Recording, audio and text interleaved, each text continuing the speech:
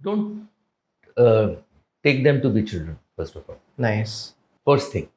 Yet, go to their age and converse with them.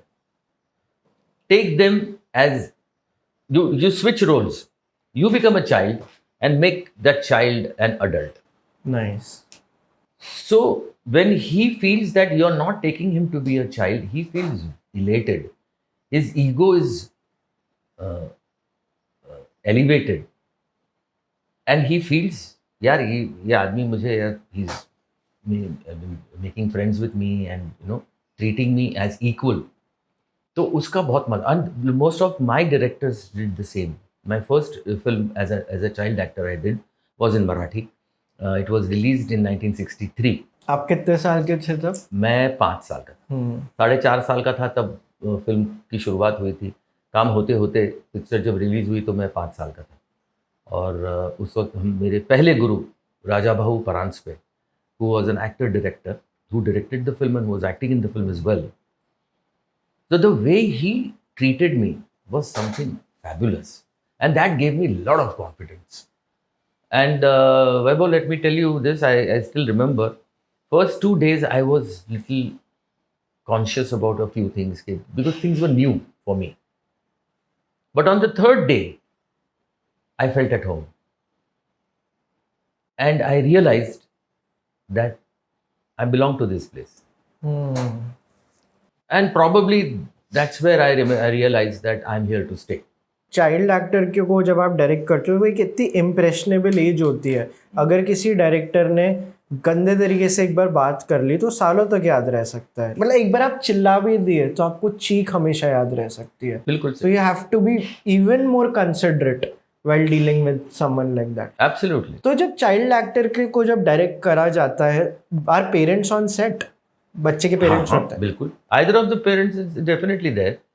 Naturally, you have to take care of the child, ना? हाँ. But फिर वो parents सिखाने दिखाने के चक्कर में पड़ते हैं ना, तब जाके गड़बड़ हो जाता है. हाँ, ये वाला बताओ ना, ये क्या होता है कि वो कि पेरेंट खुद डायरेक्टर बनने लग जाते हैं because they think that he doesn't he might not understand as much as you can understand because you are mature, much more mature than the child. But that's where everything goes wrong. My parents never tried that, but I saw some of the parents doing that to the children, and they really messed up the whole situation. So basically director उनको बच्चे को एक तरीके से कोई चीज़ करने के लिए कह रहा है, बच्चा नहीं समझ रहा तो पेरेंट कहते तू इधर आ, मैं तुझे बताता हूँ ऐसे कर. या फिर ये भी होता है कि डायरेक्टर जाके पेरेंट को बोलता है आप बोलो ना कि ऐसे. नहीं, डायरेक्टर कोई नहीं बोलता. अच्छा, डायरेक्टर नहीं बोलता. डायरेक्टर क्यों बोलेगा? उसका काम है, मतलब डायरेक्टर नहीं बोलता कभी. वो लोग अपने आप से आके कुछ ना कुछ करने की कोशिश करते हैं तो डायरेक्टर गेट्स इरिटेटेड. हाँ, तो फिर डायरेक्टर बोला मैम आप बैठिए ना वैनिटी वैन में. आप जरा चुप बैठिए आप जरा. मुझे मैं हूँ ना तो बच्चे की मुझे वो गुस्सा जो है बड़ास वो पूरी पेरेंट पे निकाल देता है. आपने देखी बाहर की एक फिल्म बेबीज डे आउट, उसका एक वो ट्रिविया है ना कि वो एक बच्चा नहीं था, वो 2 बच्चे थे. लेबर लॉस की वजह से वो शिफ्ट ऐसी होती थी. जी, वो ट्विंस थे. इवन फॉर दैट मैटर एक फिल्म आई थी ब्लैक स्टैलियन. अच्छा. काले घोड़े पे थी वो फिल्म. अच्छा. अगर नहीं देखी हो मैंने वो प्लीज देखिए आप. एक बच्चा और एक काला घोड़ा, उसके ऊपर पूरी फिल्म थी. And they had used 8 horses for different sequences. They had trained different horses. और उन्होंने फिर वो एक सीक्वेंस एक घोड़े के साथ किया. क्लाइमैक्स वाला तो टोटली डिफरेंट था. वो रेस हॉर्स था, उसको ट्रेनिंग सिर्फ रेस की. तो वो जर्नी था उस घोड़े का, उस बच्चे के साथ.